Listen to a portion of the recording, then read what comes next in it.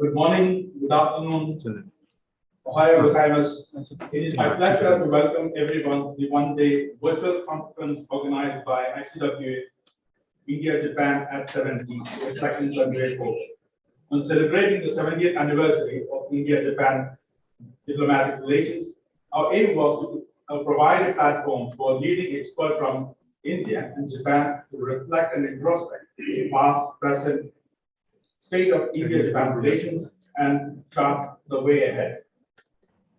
We have an excellent lineup of speakers to discuss different aspects of the India-Japan relations through the 6 sessions of the conference today. Without further ado, I request Ambassador Vijaya Thakur Singh, Director General ICWA, to deliver the welcome remarks. Good morning and good afternoon to everyone.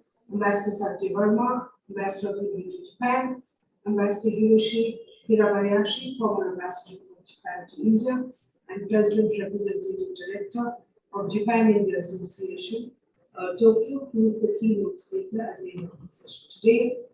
We have been joined by 3 distinguished ambassadors of India to Japan, who will also chair 3 separate sessions. Ambassador Verma, who is also the chairperson of India-Japan Friendship Forum, Ambassador H.K. Singh, who is also Director General Group, Ambassador Vijaya, who is also Director General of the MPIDSA in New Delhi think tank, and is also honorary patron Indo-Japan Friendship Association, Gujarat. A warm welcome also to Mr. Kawazu, Kunihiko, Charge of Affairs, Embassy of Japan in New Delhi.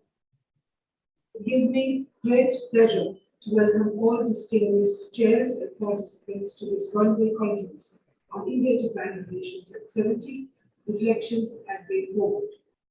India-Japan relations are rooted in strong cultural and civilizational linkages dating back to the 8th century.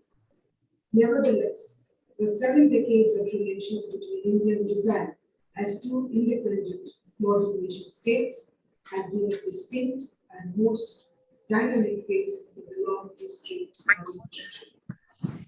On 28 April 1952, India and Japan signed the Treaty of Peace and established diplomatic relations. Since then, cooperation and collaboration between our 2 countries has grown from strength to strength. India-Japan relations have seen a strong upswing since the dawn of the 21st century. The new dynamism is an outcome of the global partnership concluded in 2000, which was later upgraded to strategic and global partnership in 2006, and thereafter as a special strategic and global partnership in 2014.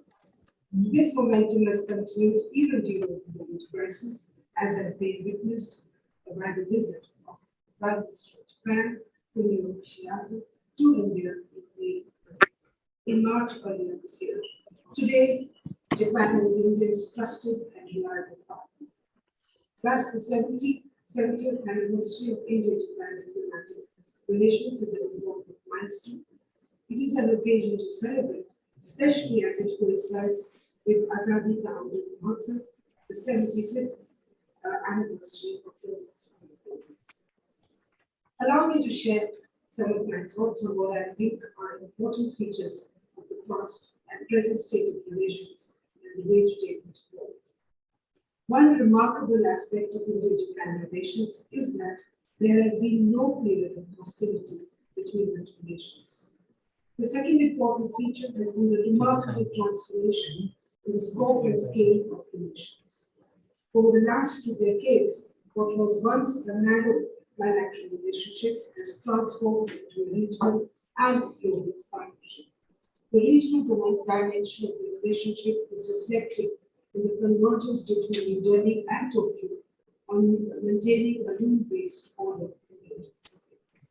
India and Japan have forged close cooperation in ASEAN-led forums, in Quad, and in other trilaterals in the Indo-Pacific.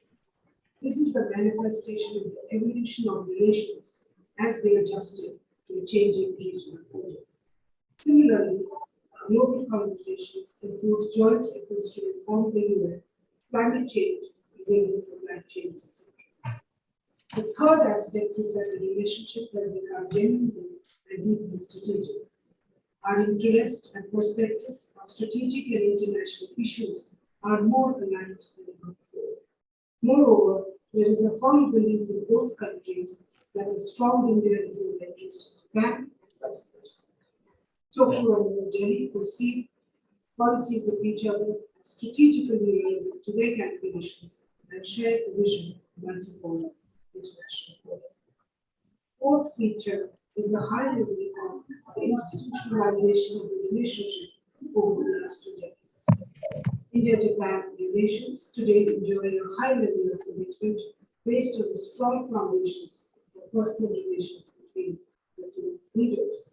However, it has also become a highly institutionalized at the political, official, and sectoral level. Perhaps no other bilateral relationship with India is as institutionalized as India-Japan relations.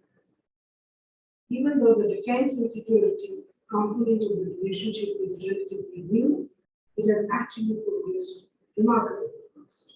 Cooperation between our military services has increased substantially in recent years and has been reflected by the growing number of military exercises. The signing of the reciprocal provision for supply and services agreement of 2020 further highlighted the growing defense and security cooperation between the two countries. It is a practical manifestation of our ability and intent to work together for stability in Asia. From an Indian perspective, Japan is a partner for India's economic modernization. Recent years have seen a substantial increase in Japanese support for Indian infrastructure projects, including several metro projects, transportation economic corridors, high-speed railways, smart islands, and agriculture, just to name a few. The landscape of economic cooperation has also significantly transformed. What was mainly earlier a G2G affair focused on Japanese ODI is now enhanced to a greater extent by the expansion of the B2B component of the economic interaction and the increasing flow of Japanese investments. The development and the economic partnership have also acquired a new momentum, and with Japan and India exploring third country relations. This move is indicative of the high level of comfort and trust between our two countries. Anniversaries like this are important opportunities for envisioning the further direction of our bilateral relations. Such an exercise is very critical in today's context as global geopolitical and geoeconomic landscape is undergoing a fundamental transformation. International order has become more fragile as the world is dealing with the consequences of the COVID pandemic, the intensification of rivalry between China and the United States, and the geopolitical disruptions like Ukraine and Pakistan. In Ukraine, the conflict there is a major geopolitical event with long-term consequences. We are already seeing many of its implications on issues relating to food security, energy security, and the long-term humanitarian crisis. The situation in Afghanistan continues to be unsettled and of concern. It is important that the world does not relegate Afghanistan to the background due to Ukraine. In our immediate neighborhood, Sri Lanka is also facing its worst economic crisis since its independence, resulting in political changes. I mentioned Sri Lanka because India and Japan have had prospects of working together. The Indo-Pacific region itself is witnessing increasing strategic competition. Apart from the economic dynamism of the region, the major consequential factor influencing the recent geopolitical patterns is China's asymmetric rise, its increasing foothold and assertiveness across the region, and, as I mentioned earlier, US-China contestations. In addressing the challenges of the post-pandemic international order, both India and Japan have recalibrated the respective foreign policies. Under the foreign policy vision of realism-based diplomacy for a new era, Prime Minister Kishida, who assumed this last year, has shown a strong desire to step up Japan Japan's international role, the path set out by former Prime Minister Shinzo Abe, and to continue with Prime Minister Suga. Prime Minister Kishida's foreign policy resolve is further reflected in a strong commitment to the vision of free and open Indo-Pacific vision, a pledge to strengthen Japan's defense capability, emphasis on economic security to ensure resilience of supply chains, commitment to climate change and mitigation by making Japan a global leader in green technology. It is encouraging to see a growing desire in Japan to play a participatory role. India welcomes a proactive Japan in the security affairs of the Pacific. India's foreign policy is proactively contributing to global and regional challenges. Several times as a first responder, as has been reflected through greater commitment to disaster resistance, health diplomacy, maritime security, infrastructure development, climate mitigation. The ongoing regional balance of power transition provides new opportunities for cooperation between our two countries. Our emphasis should be on how to capitalize these opportunities to strengthen partnership in various sectors. In the sessions later today, the specific new and potential areas of cooperation, especially in the Pacific, will be discussed and explored in detail. In a world of increasingly rapid changes and greater uncertainty, strong India-Japan relation is a hope for security, stability, and prosperity. As Japan prepares to host the Quad Summit in May 2022, which is this month, and as Japan prepares to hold the G20 presidency, and as India prepares to hold the G20 presidency for 2022-23, both countries are uniquely positioned to participate and shape key debates on issues of regional and global significance. The ability of being sensitive and respecting each other's core interests without undermining the relationship is a hallmark of true friendship. And both India and China have been conscious about this. Therefore, our relationship has weathered the test of time, and we build strong friends. I believe in the years to come also will be these strong friends. With the participation of leading experts from India and Japan, the conference is an excellent platform for discussing the past, present, and future of Indian relations. We look forward to the deliberations and the discussions during the course of this conference. Thank you.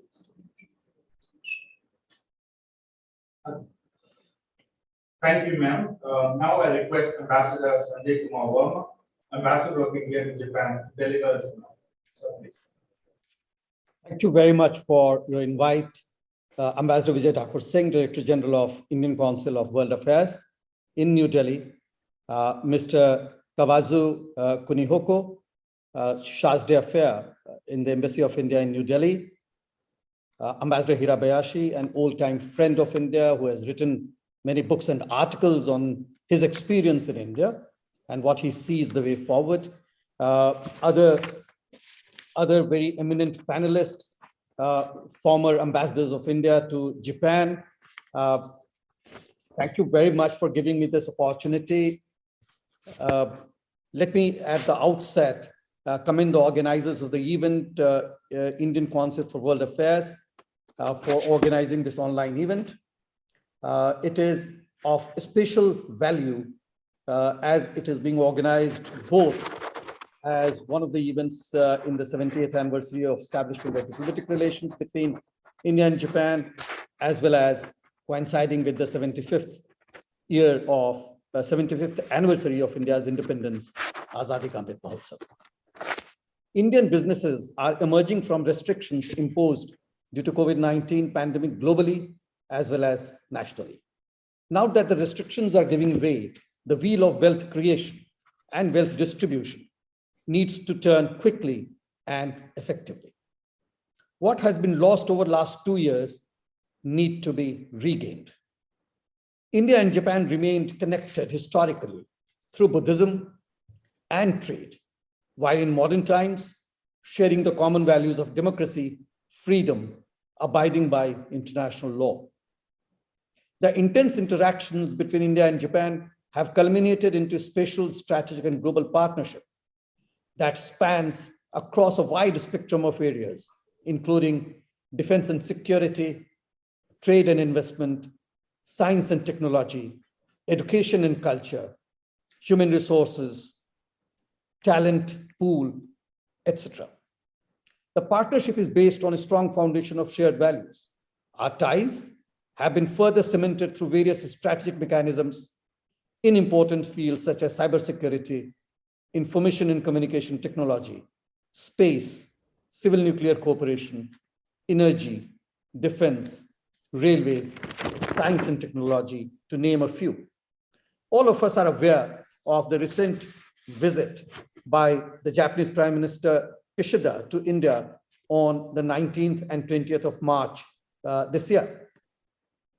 He held the 14th India-Japan Annual Summit, which is actually a summit which should have been held in 2019, but due to COVID, it could not be done. Both sides issued a joint statement titled Partnership for a Peaceful, Stable, and Prosperous Post-COVID World. This tells you a lot as to where we want to head. Everything which got broken, everything which got disrupted due to COVID, we want to pull ourselves back and look at it and do things right so that we can move forward in the post-COVID world together. At the summit, both leaders appreciated the significant progress made in security and defense cooperation and reaffirmed their desire to further deepen it. In fact, as we speak today, the Indian Air Force Chief is already in Japan and he is meeting his counterpart. He already had his discussions and call on the defense minister in Japan. The Prime Ministers also noted with appreciation that since elevation of the ties to special strategic and global partnership, there had been significant growth in economic cooperation and expressed their shared intention to realize 5 trillion Japanese yen of public and private investment and financing from Japan to India in the next 5 years. This clearly tells you the future path of our bilateral economic and commercial relations. This will also be used to create new infrastructures in India. This will also create new capacities in the Indian industry, Indian economy, Indian market, and Indian institutions. So therefore, just by stating this small 2-3 words, Japanese yen 5 trillion, tells you where we are leading in the next 5 years. They also recall the establishment of the Japan-India Industrial Competitiveness Partnership. That was done in November 2021, but it was mentioned in the joint statement between the two prime ministers this time. And the reason is very simple. We see a lot of good practices in Japan, in management styles, in businesses, in assembly line processes, etc. And these need to build capacities in India, in various industries and domains. And therefore, this industrial competitiveness partnership would go a long way in further strengthening the connects and the relationship between the two industry ecosystems.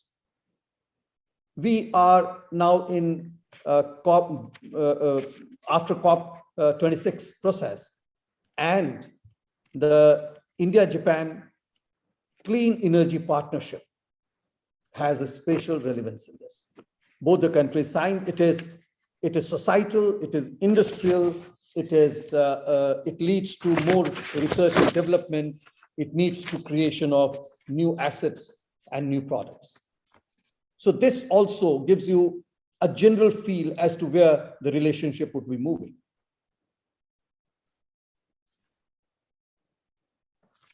As all of us know very well, the origin of Sagar, which is security and growth for all in the region, and how it has been incorporated in Indo-Pacific vision, Indo-Pacific Oceans Initiative, as well as Quad-related architecture. A forward-looking pillar, if I look from now, in the partnership is India-Japan Digital Partnership. that explores synergies between Japan's Society 5.0 policy and India's Digital India, Startup India, and Skill India initiatives. On cooperation in human resources, the enabling framework for Indians to come to Japan under the specified skilled worker system and the network of Japan-India institutes for manufacturing and Japanese endowed courses in India have been significant. There is a huge potential for India and Japan to come together to co-innovate, co-create, and co-produce for both domestic and global markets by combining their strengths, but also by combining their competitiveness. Let me go back a little and try to explain what do I mean by these three pillars. Both the societies have got their problems. All the societies in the world have their problems. The problems are societal, the problems are lifestyle, problems are health related, problems are technology, problems could be financing, but there are problems. And these problems need to be plugged in, for which both the countries, their innovation ecosystems need to sit together and co-innovate a bouquet of solutions for each of these problems. Once this bouquet of solutions are done through a process which I am calling here as co-innovation, then we need to take it forward for its validation, as well as the feedback process which can further improve the solution.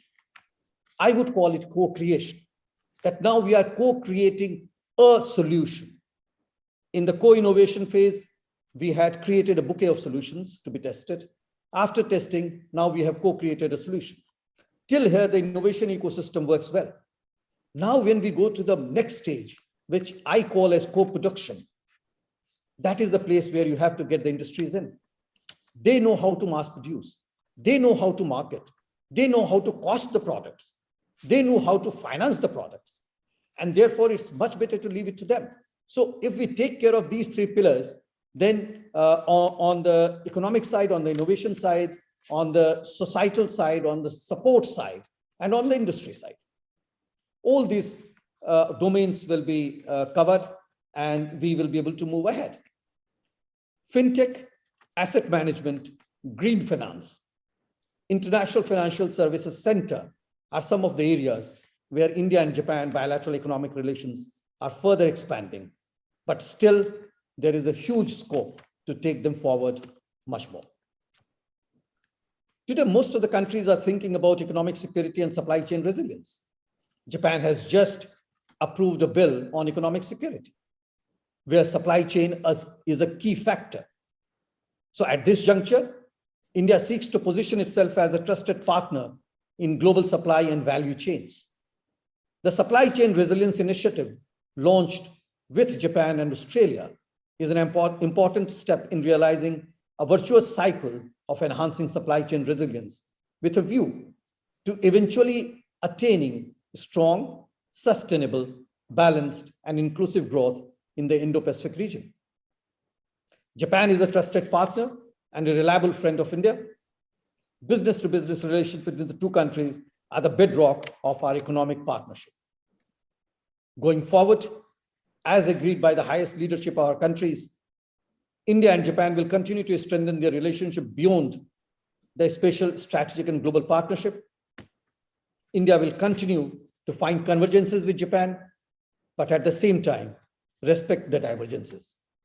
These divergences could be converted into convergences in some time in the future, but at the moment, those divergences need to be respected as two large democracies. We are used to respect differing views in our own societies. So there should be no reason why cannot we accept differing views at multilateral, plurilateral, and other platforms between our two countries. Thank you very much for giving me this opportunity.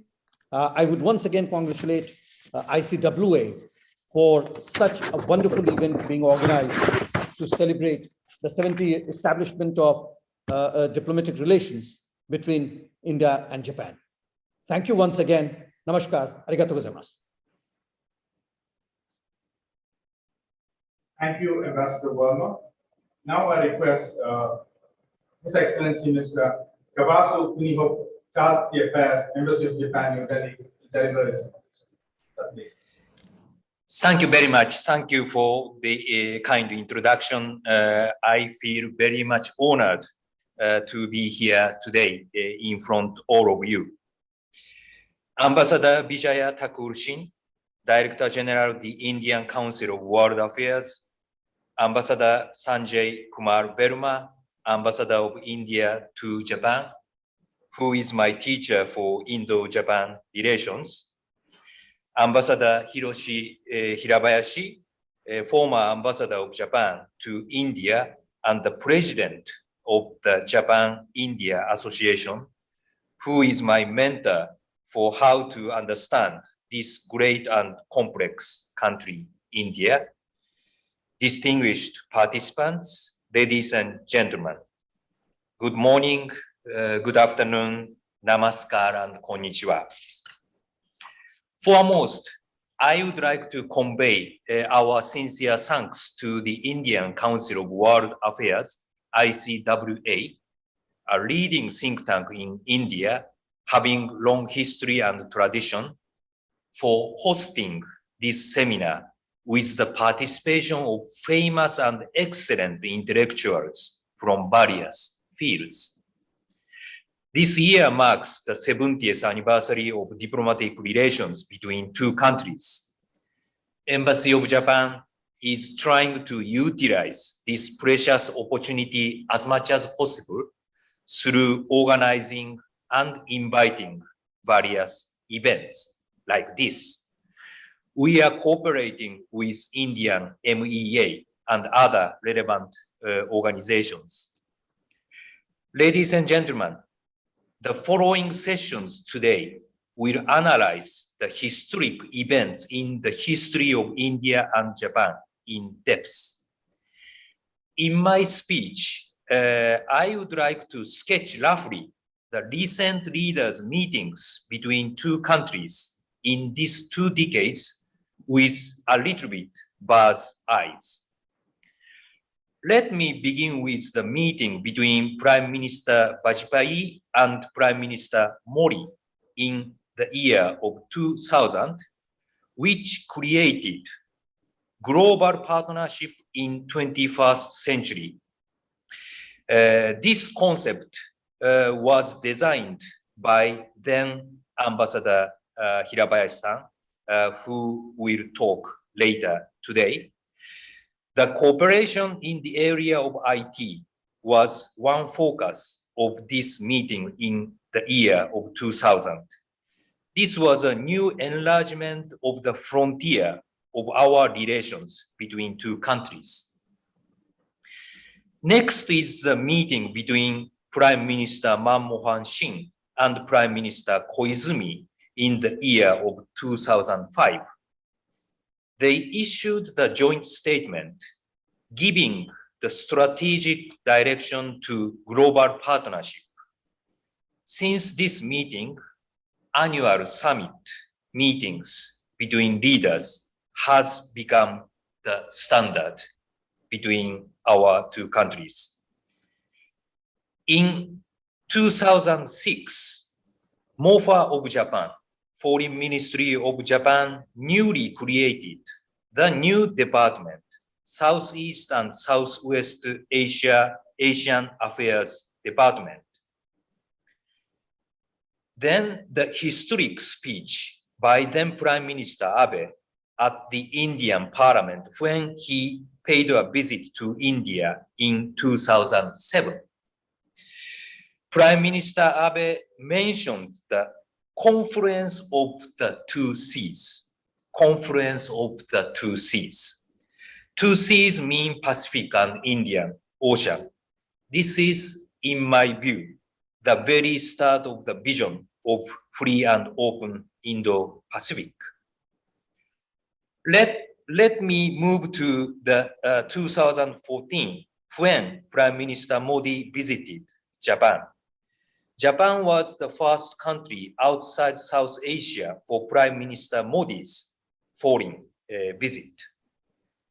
Both leaders used in the leaders' meeting the concept of opening of a new era of Indo-Japan relations. The partnership moved up to special and strategic global partnership. Both leaders gave a new task to both countries, which is the contribution to stability and development of Indo-Pacific. So our cooperation is not limited to our bilateral relations, but the broader region as a whole. By the way, Prime Minister Modi and Prime Minister Abe had leaders meetings 15 times. Current Prime Minister Kishida was foreign minister in Abe administration almost 5 years. I believe that Prime Minister Kishida has been taking over the heritage of Prime Minister Modi and Abe through witnessing the close relations between two leaders as a foreign minister. In due course, the bilateral relations has been deepened and widened. In addition to the traditional economic ties and official development assistance, security has become rapidly developing in our bilateral relations. Joint military exercises are implemented by all sorts of the military, meaning Army, Navy, and Air Force. Quad cooperation is also added and strengthened, and we will witness the big leaders Quad meeting soon, next week. Ladies and gentlemen, against this backdrop, let me touch upon the visit of Prime Minister Kishida in March this year. This was first visit of Japanese Prime Minister in this 4 years and a half, and first physical bilateral visit of Prime Minister Kishida after his appointment as a Prime Minister. This eloquently shows how much importance Japan puts on the relations with India, sharing the basic values and as a strategic partner. Both leaders had an opportunity of long discussion, even longer than the original plan. Especially, I would like to draw your attention to the one-on-one dinner meeting between two leaders. Prime Minister Kishida publicly said that he could deepen the personal trust with Prime Minister Modi. While the visit was shorter than 24 hours this time, both leaders could impress their nationals by strong bilateral relations. We are very much grateful that government of India treated Prime Minister Kishida like state guest. For economic achievement, let me repeat what the Ambassador Verma said. I could gladly mention a set of takeaways, such as clean energy partnership, industrial competitive partnership roadmap. I can also add here the shared objective of investment from Japan to India in coming 5 years of 5 trillion yen, which Ambassador Verma emphasized. This 5 trillion yen is equivalent to 3.4 lakh crore Indian rupees. For political side, in addition to the signature of MOC, Memorandum of Cooperation for Cybersecurity, the leaders agreed the continuation of joint exercise between two militaries and cooperation in economic security. We expect that our bilateral 2+2 meeting will happen soon after Quad leaders meeting in Tokyo. One important issue was Ukraine. While we are fully aware of the historically strong relations between India and Russia, both leaders confirmed the basic principle, which is any attempt to change the status quo by force shall not be allowed. This credo is applicable not only to Indo-Pacific, but also anywhere in the world. Ladies and gentlemen, even my short presentation vividly shows the growing relations between two countries in many areas. I am very much convinced that the visit of Prime Minister Kishida 2 months ago would give the new strong momentum for further development of the bilateral relations. I also hope that the summit would regain the pace of mutual annual visit again, which has been recently interfered by COVID. I would like to echo with Ambassador Verma with hope for less restrictive entry measures and boosting the human exchanges between two countries. In conclusion, ladies and gentlemen, I would like to repeat the statement of Prime Minister Kishida in the leaders' meeting, which is, in this important year of 70th anniversary, we will open the new page of our bilateral relations, taking over the history done by our predecessors.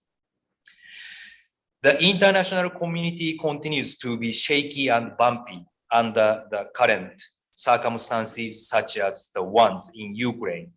India and Japan, the strong supporters of rules of law and rules-based order, shall cooperate even more.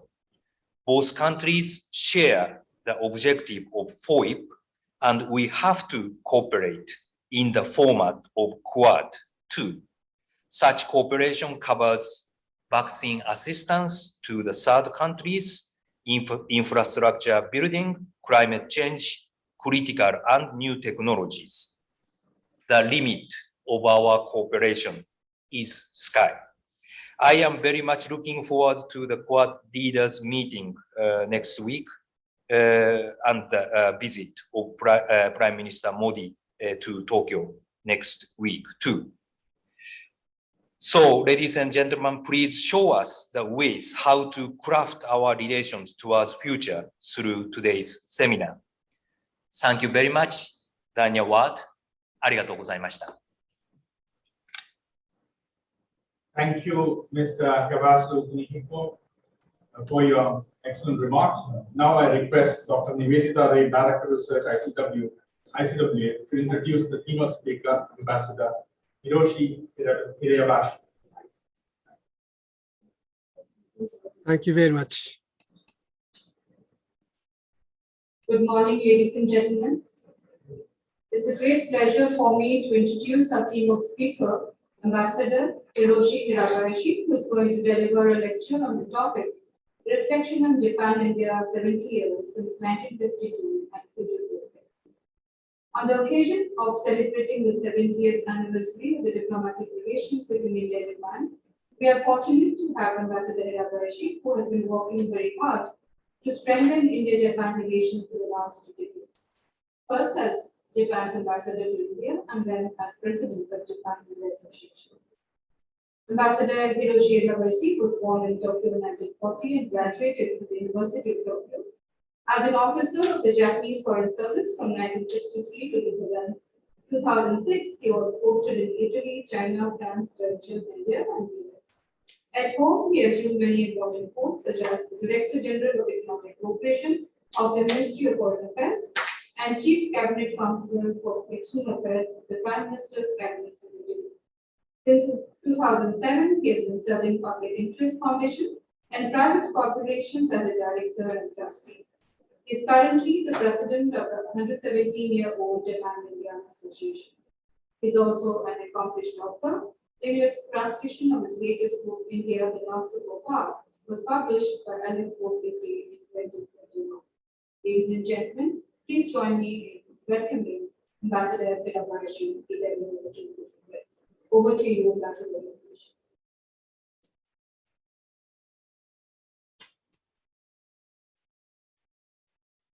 Thank you very much. May I go ahead with my keynote speech? Yes, please. Yes, please.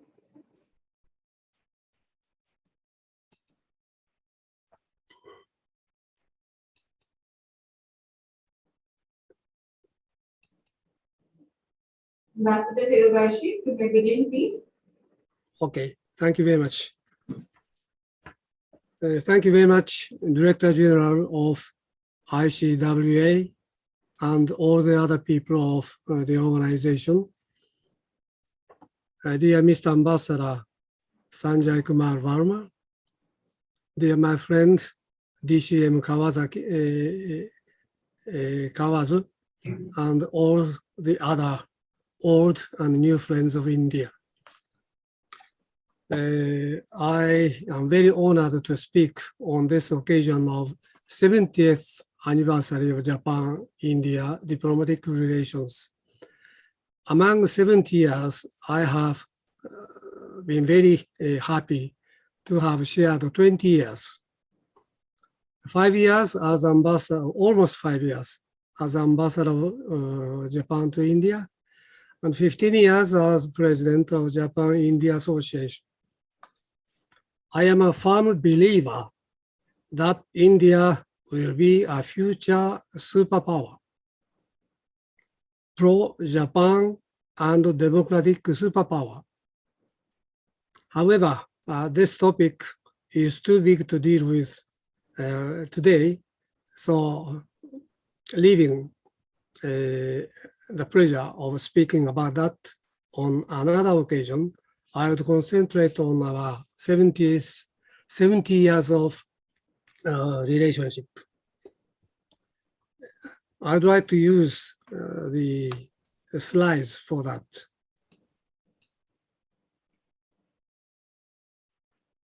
Excuse me, how to do? May I ask you to share the screen? Sir, please, on your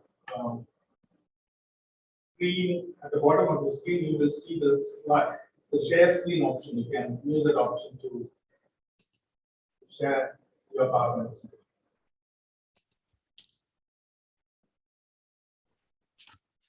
Let me see.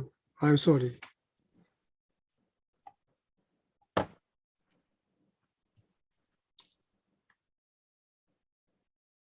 The host is expected to share the screen with me.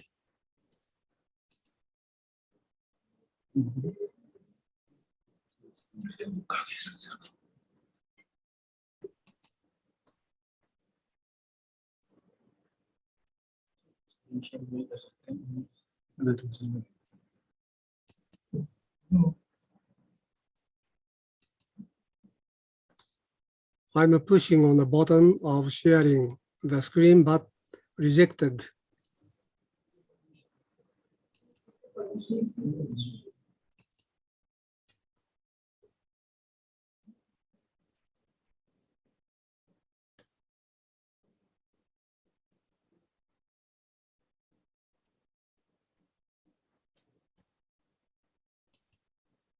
Okay, now it's okay. Thank you very much. Thank you very much, it's okay. Now I am sharing.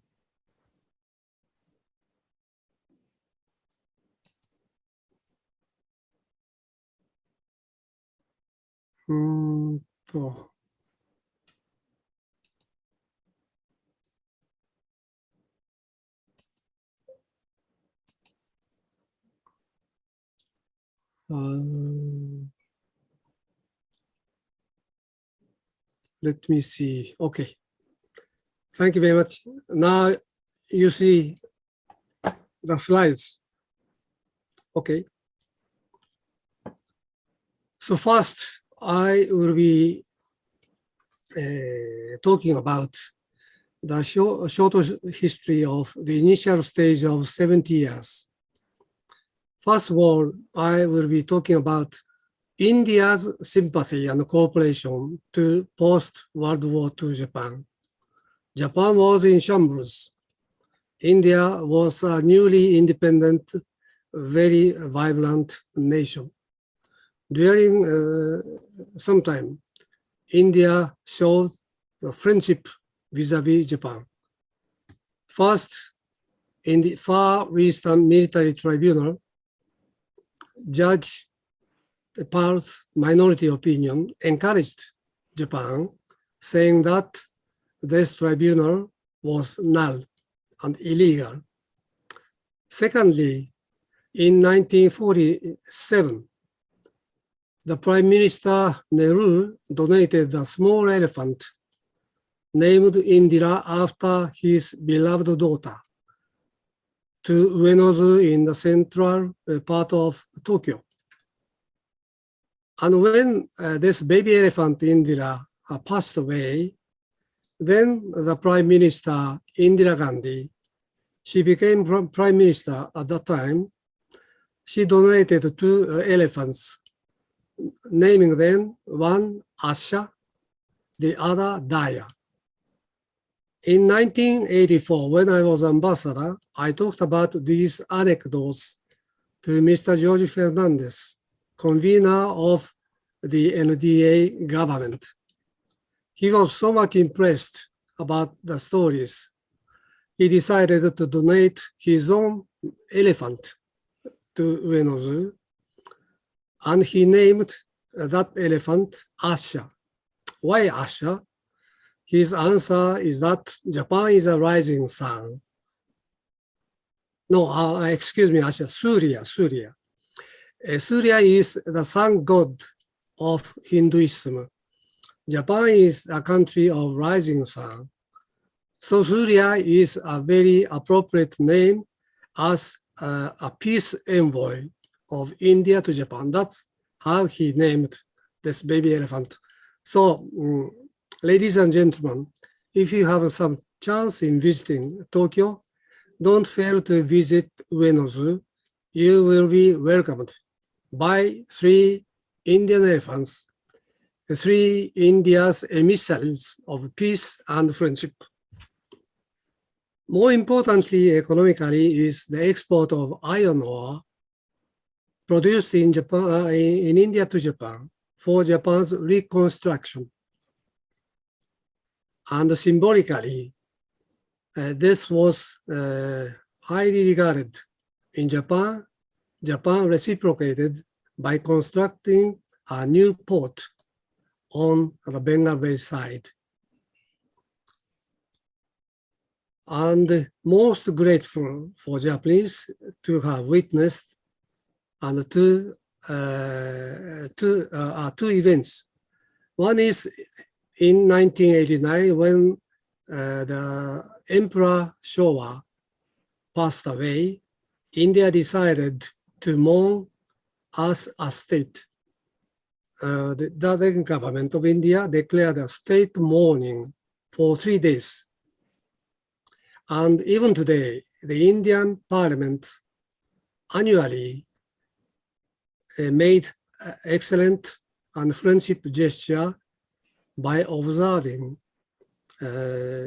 some moments of silence for the victims of Hiroshima and Nagasaki in August.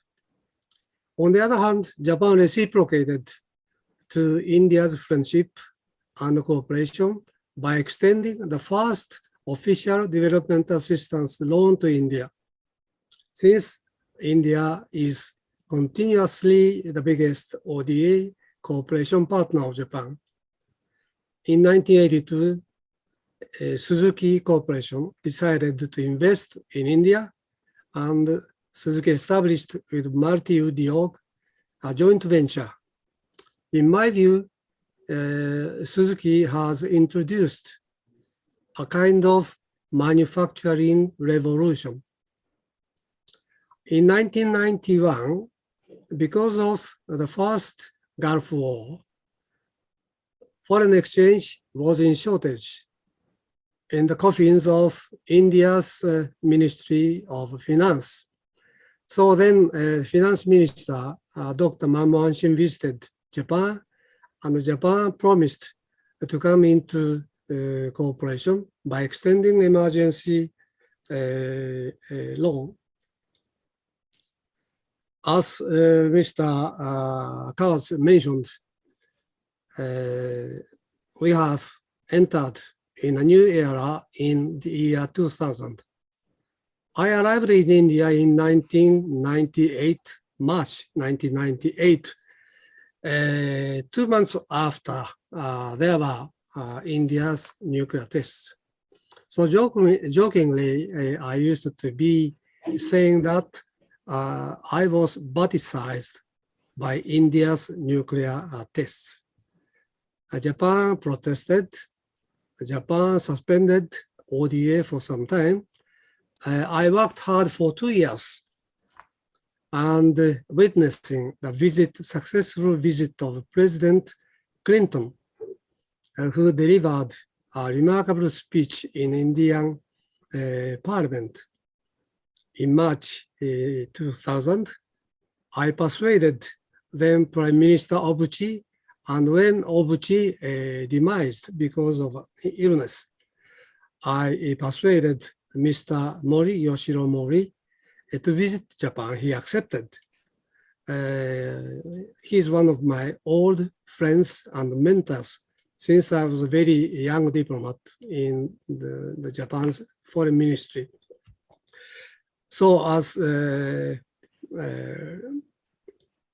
Kawazu mentioned, Mr. Vajpayee and Mori declared now that Japan, India will be enjoying a special partnership called Japan-India Global Partnership in the 21st, oh, no, this is a mistake, 21st century. The next year, Japan resumed yen loan. And after that, as Kawazu mentioned, I don't come into details, but this global partnership was added 2 more adjectives, strategic and then special. According to Mr. Modi and Abe, special means the bondage coming from spirituality, coming from sharing the Buddhism and Hinduism, the twin brother of Hinduism. In 2016, both countries started to share free and open Indo-Pacific strategy.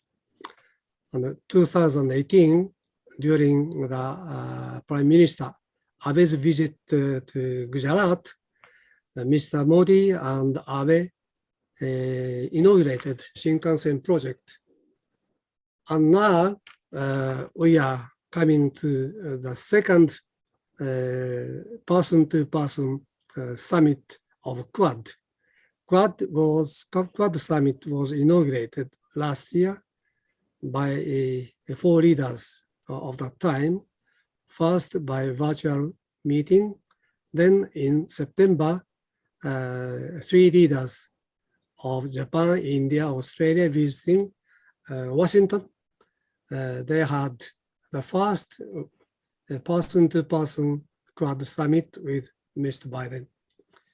In the coming days, Mr. Modi and Mr. Biden will be visiting Japan, and on May 24th, the Quad summit will be organized by Kishida. Japan and India relations are based on several important elements. First, pro-Japan sentiment of India. Second, shared democratic values. Third, geopolitical importance of India and Japan, especially in conjunction with the more and more aggressive China. Fourthly, both countries are the partners for regional cooperation and international issues. India's Act East policy and Japan's free and open Indo-Pacific strategy are now joining hands, including the reform of UN Security Council. And more recently, Japan and India have agreed to promote better connectivity of India to ASEAN by developing Northeast India. And this Japan-India partnership is now extending to Africa and Middle East. And fifthly, Japan and India are partners for India's nation building and human resource development. Sixthly, as Ambassador Verma pointed out, we are the partners for scientific and technological cooperation. I don't come into the details because Ambassador Verma and our DCM have amply mentioned about the most recent developments of our bilateral relations. So let me share this map. Japan and India are engaged in several mega projects.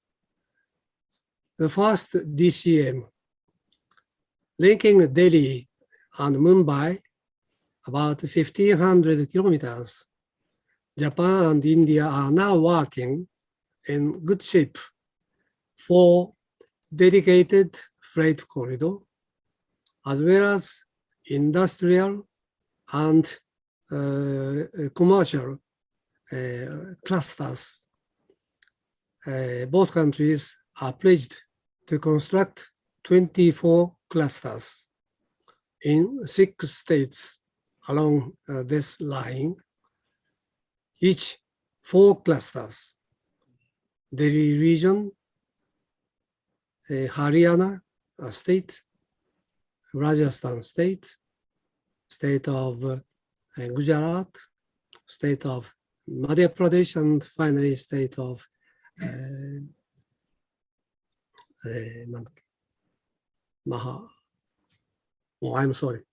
Mumbai. Anyway, this is under construction.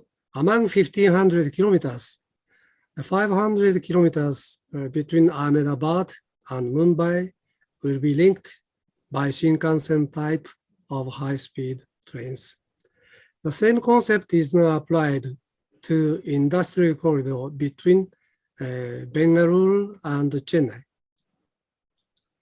As I mentioned, more recent development is on the northeast side of India. Development of northeast India means the enhanced connectivity between the mainland of India and ASEAN through Myanmar. If this connectivity will be established, that will be added to the connectivity by sea, which is now under practice between Chennai and ASEAN countries. So as you see, there will be a circle of connectivity along the Bengal Bay, of course, including the